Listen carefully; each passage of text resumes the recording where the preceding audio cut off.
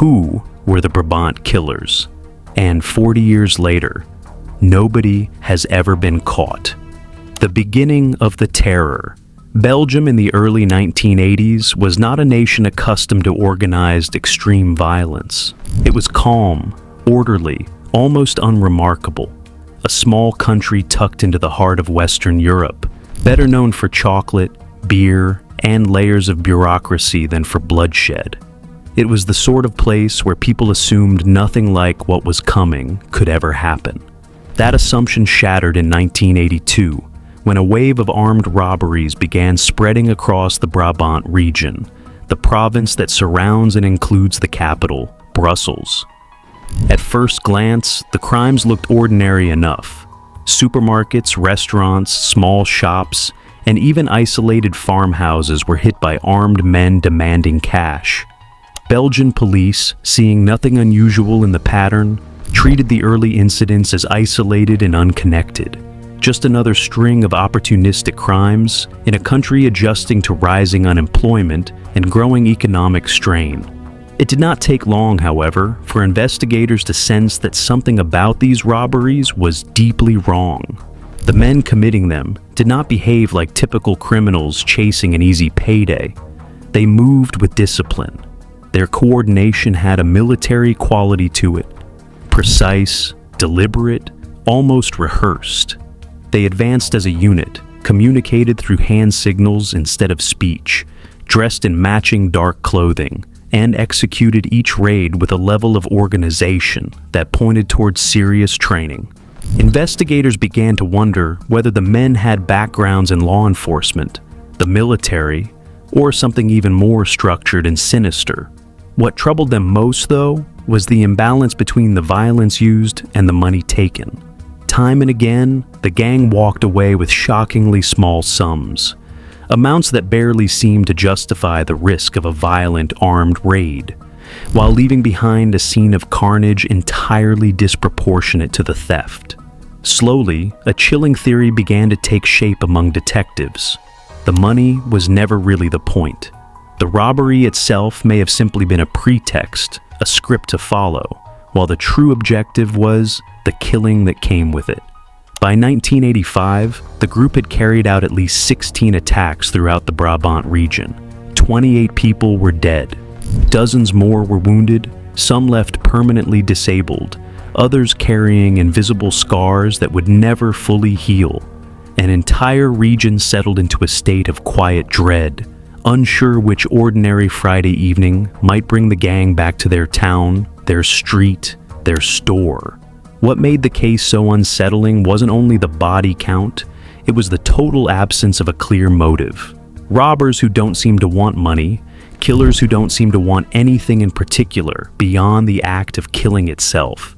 Present investigators with a uniquely difficult puzzle. Every lead that seemed promising eventually dissolved into contradiction. Witnesses gave descriptions that didn't match. Ballistics connected certain attacks while ruling out others. Rumors swirled that the killers might have ties to the state itself, to intelligence services, to a secretive right-wing network, or to a Belgian paramilitary structure quietly kept in reserve during the Cold War. None of these theories were ever definitively proven, and none were ever fully disproven either. Decades later, the case, which came to be known as the Brabant Killers, or the Tueurs du Brabant, remains one of the most notorious unsolved crime sprees in modern European history. The identities of the men who carried out the attacks were never conclusively established. No one was ever convicted. The families of the 28 victims were left without answers, and the Belgian public was left with a lingering, uncomfortable question. How could a small, peaceful country experience such calculated, sustained brutality, seemingly without any purpose behind it at all? It is that unanswered question, more than the violence itself, that has kept the case alive in the public imagination for more than 40 years. A massacre without reason. To understand just how unsettling these attacks were, it helps to look closely at how the gang operated, and how deliberately they seemed to choose both their targets and their timing. They almost always struck on Friday or Saturday evenings during the busiest hours when supermarkets and restaurants were packed with families finishing their weekly shopping or settling in for a weekend meal. This timing was no accident. Choosing the busiest possible moment meant more witnesses, more chaos, and more potential victims, the opposite of what a rational, profit-driven criminal would want. A gang focused on avoiding capture would strike when a location was empty. This gang, by contrast, seemed to want maximum exposure. They entered locations armed with shotguns and automatic weapons, moving in tight formation and covering the exits before anyone inside fully understood what was happening. Within seconds, gunfire would break out, often without warning, often before victims had any chance to comply or react. Survivors described the attackers as unnervingly composed. Witnesses recalled them moving through the aftermath without any apparent urgency, reloading calmly as if the shooting were simply routine rather than a means to an end. Some accounts describe additional shots fired at victims already on the ground, suggesting a chilling thoroughness rather than panic or haste. Investigators found this composure as disturbing as the violence itself. It did not match the profile of criminals under pressure, but something closer to a rehearsed, almost procedural operation. One of the most devastating attacks took place in the town of Ulst in 1985, when the gang stormed a supermarket during the Friday evening rush. Within minutes, 8 people were dead, including an off-duty police officer who had been shopping with his family. Survivors described a scene of total chaos. Gunfire coming from multiple directions at once, no attempt at negotiation, and no warning before the shooting began. Another attack at a restaurant in the town of Overijse saw gunmen open fire on staff and diners almost the instant they walked through the door, killing several people within seconds. Investigators later concluded that the attackers appeared to know the building's layout in advance, suggesting the location had been carefully scouted before the gang ever pulled a trigger. This kind of advanced planning, mapping exits, anticipating where people would be standing, timing an entrance for maximum impact, was difficult to reconcile with a group of disorganized opportunists. It pointed instead to something far more calculated. By this stage in the investigation, Belgian police found themselves confronting something almost without precedent in modern European crime. A gang whose apparent objective wasn't financial gain at all, but the act of violence itself. Cash registers were often left half-emptied. Safes were sometimes ignored entirely. In several raids, the amount stolen amounted to little more than what might be found in a single day's till, hardly enough to justify the risk of a heavily armed assault, let alone the body count left behind. This absence of a coherent financial motive made the case nearly impossible to approach using standard criminal logic. Ordinary armed robbery investigations work backward from the money. Who benefited, who had debts, who had reason to need cash quickly. But here, the money trail led nowhere, because the money was never really the objective. Investigators increasingly suspected that the robberies themselves were staged, a kind of cover story layered over something else entirely, whether that was intimidation, provocation, or a demonstration of capability aimed at an audience far removed from the supermarket aisles and restaurant floors where the killings actually took place. That unsettling possibility that ordinary Belgian civilians may have been killed not for what they had, but to send a message to someone else entirely, is part of what has made the Brabant killings endure in public memory for more than 4 decades. It transformed a string of robberies into something closer to a sustained campaign of terror, one that left a small, peaceful country grappling with a violence it had no framework to explain. The suspects who were never caught. Throughout the course of the investigation, police came to believe that 3 men formed the core of the gang. They were never formally identified, but investigators and journalists gave them working nicknames based on descriptions gathered from survivors and witnesses. The first was known as the Giant. witnesses consistently described an enormous man, well over 6 feet tall, powerfully built, and unsettlingly calm in the middle of an attack. He was reportedly seen leading several of the raids, moving through the chaos with a quiet, commanding presence and directing the other gunmen with minimal words, as though the group had rehearsed their roles many times before. The second figure became known as the Killer, a smaller, wiry man believed by investigators to be the most trigger-happy member of the group.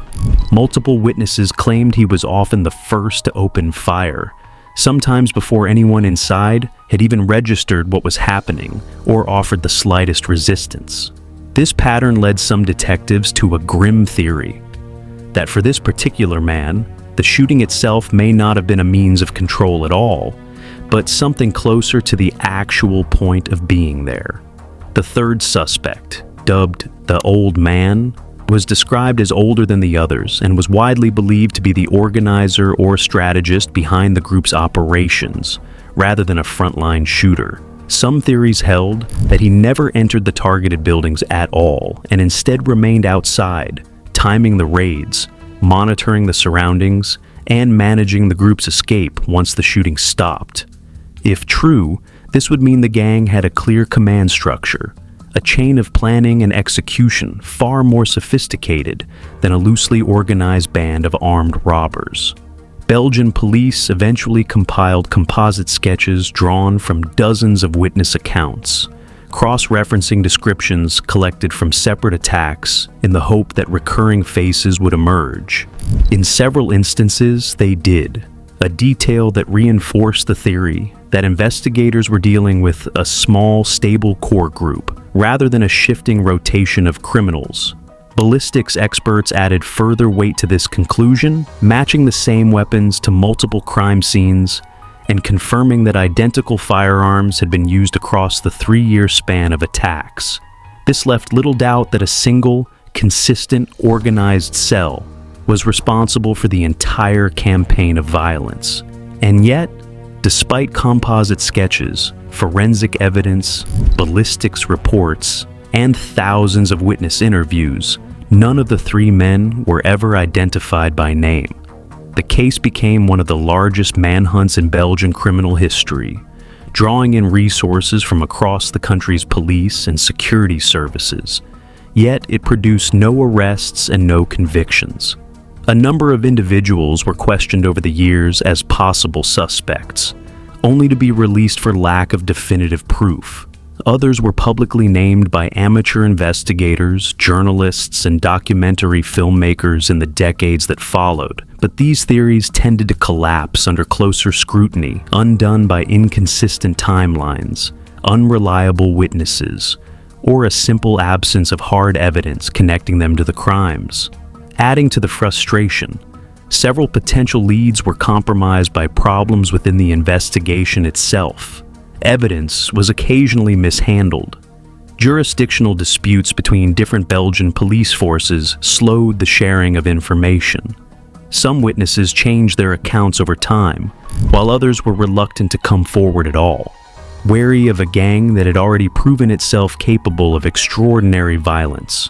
Rumors that current or former members of Belgian security services might be involved only deepened public distrust, raising uncomfortable questions about whether the investigation had been allowed to proceed freely or had been quietly obstructed from within. Decades later, the identities of the giant, the killer, and the old man remain unknown. No trial ever took place. No definitive answer was ever delivered to the families of the 28 people killed. What remains instead is a case file stretched across 40 years, filled with composite sketches of faces that were never matched to names, ballistics reports tracing weapons that were never recovered, and a lingering sense among investigators that the truth, however incomplete, may have been closer than anyone realized, and simply slipped away. A case poisoned by politics. If the killings themselves weren't disturbing enough, the investigation that followed added an entirely new layer to the mystery. One rooted not in the violence of the attacks, but in the troubling way Belgian authorities responded to them. From early on, there were signs that this case was not being handled like an ordinary criminal investigation. Evidence reportedly went missing from police custody. Witnesses were not always interviewed properly, and in some cases, their statements were never fully documented or followed up on. Compounding the problem was a structural weakness within Belgian law enforcement itself.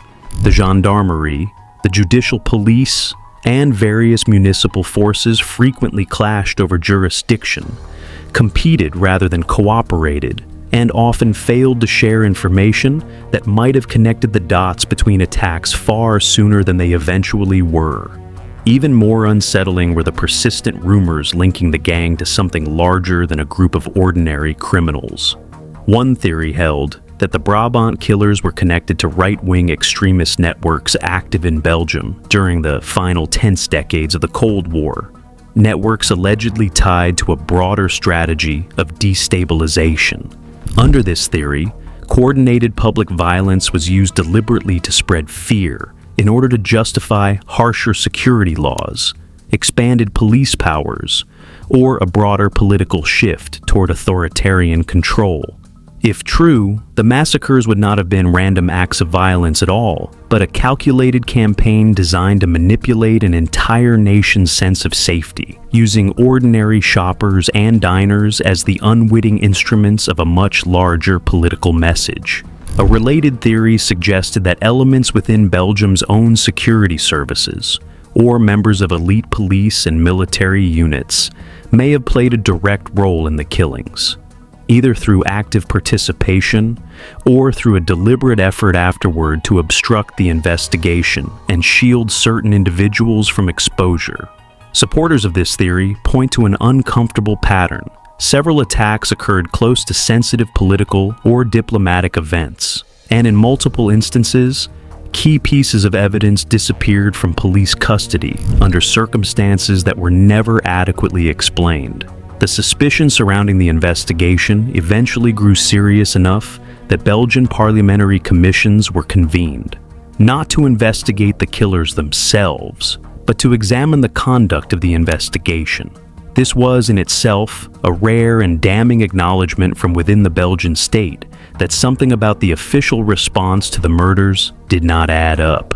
According to reports from the time, witnesses who came forward with potentially valuable information faced intimidation, discouraging others from speaking up. Investigators working close to sensitive leads were sometimes reassigned or removed from the case at pivotal moments, often without any explanation offered to the public, or in some cases, to their own colleagues. These parliamentary inquiries uncovered a pattern of dysfunction that went beyond simple incompetence. Files were incomplete. Physical evidence, including ballistics material that could have definitively linked suspects to specific crime scenes, was lost or improperly stored.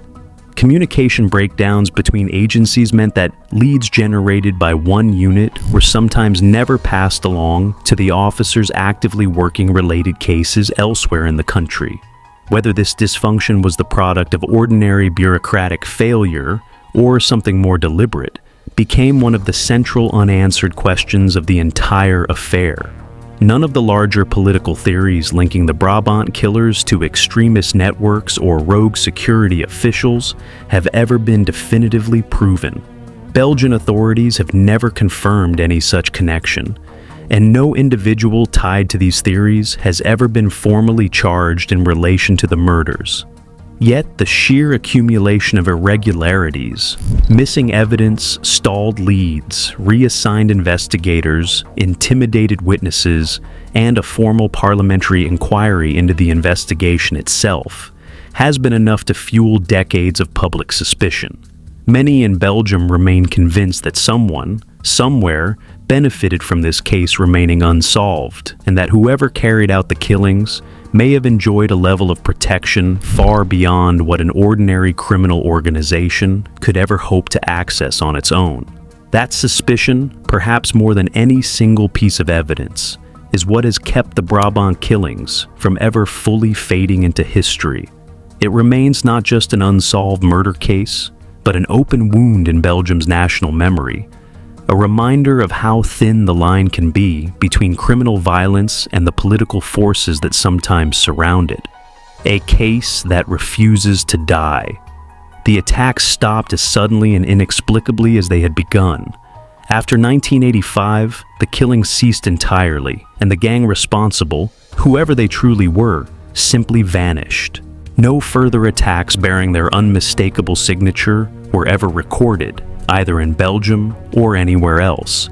There was no final confrontation, no dramatic arrest, no closing chapter. The violence that had terrorized an entire region for 3 years simply stopped, as though the group had accomplished whatever it set out to do and quietly dissolved back into ordinary life. For the families of the victims, this abrupt silence offered no comfort whatsoever. 28 people were dead. Dozens more carried permanent physical or psychological wounds, and the individuals responsible for it all had disappeared without ever facing a courtroom. Some investigators believed the killers had simply blended back into ordinary Belgian society, resuming unremarkable lives as neighbors, co-workers, and family members, hidden in plain sight among the very communities they had terrorized. Others found that explanation too simple, suspecting instead that the men involved may never have been ordinary civilians to begin with, that they had access to protection, resources, or an organizational structure that allowed them to disappear completely and permanently from view, leaving behind no trail for investigators to follow. In the decades since, Belgian authorities have periodically reopened aspects of the case, driven by advances in forensic science that were unavailable to investigators in the 1980s. DNA analysis, in particular, has offered a renewed sense of hope, as evidence recovered from the original crime scenes has been re-examined using techniques that didn't exist at the time of the killings. Fingerprints, fibers, and biological traces once considered dead ends have been retested against expanding criminal databases in the hope that new technology might finally succeed where decades of traditional police work could not. Tip lines have been reopened more than once, inviting members of the public to come forward with information that might have gone unreported or unnoticed at the time, whether out of fear, uncertainty, or simple lack of awareness of its significance. Public fascination with the case has never fully faded either. Journalists, documentary filmmakers, and true crime authors have returned to the story again and again, each new retelling introducing fresh theories, revisiting old suspects, or uncovering previously overlooked details buried in decades-old police files. Some of these efforts have produced genuinely new information. Others have amounted to little more than speculation dressed up as revelation. Every few years, Belgian media report a supposed breakthrough, a new suspect named, a new witness located, a new piece of forensic evidence identified, only for the excitement to fade once again as the lead fails to produce anything conclusive. This cycle of renewed hope followed by disappointment has repeated itself so many times that it has become, in its own way, part of the case's enduring identity. What makes the Brabant killings so uniquely haunting is not simply the body count, though 28 deaths would be more than enough to leave a lasting scar on any nation's memory. It is the combination of factors that together have made this case almost uniquely resistant to resolution. The apparent absence of a clear motive, the disciplined, almost military precision of the attackers, the persistent rumors of political or institutional involvement, and the sheer length of time that has now passed without a single conviction. Cases of this scale, involving this level of organization and this much bloodshed, are rarely left permanently unsolved. Yet, more than 4 decades later, the Brabant killings remain exactly that. As of 2026, the case remains officially open in Belgium, still technically active despite the passage of more than 40 years since the first attack. No one has ever been formally charged. No definitive answer has ever been given to the families who lost loved ones on ordinary Friday and Saturday evenings, in supermarkets and restaurants that should have been among the safest, most unremarkable places imaginable. The Brabant killers, whoever they were, achieved something that few criminal organizations in modern European history ever have. They carried out a sustained campaign of extraordinary violence and then disappeared so completely that not a single name has ever been definitively attached to their crimes. It is that unresolved absence, not a verdict, not a face, not even a confirmed motive, that continues to define the case, and that has ensured it remains one of the darkest unsolved mysteries in Belgium's modern history. The Brabant killers remain one of the darkest unsolved mysteries in modern European history, not simply because of the body count, but because of what the case represents. A group of men who killed not for money, not for revenge, but seemingly for the act of killing itself, and who were never held accountable. Somewhere, possibly still alive today, are men who once walked into supermarkets, restaurants, and family homes and opened fire on innocent people without hesitation. Men who were never named, never arrested, never tried. 28 people lost their lives. Their families have waited more than 40 years for an answer that may never come. And that is what makes the case of the Brabant killers so chilling. Not just what we know about what happened, but everything we still don't know about who did it and why.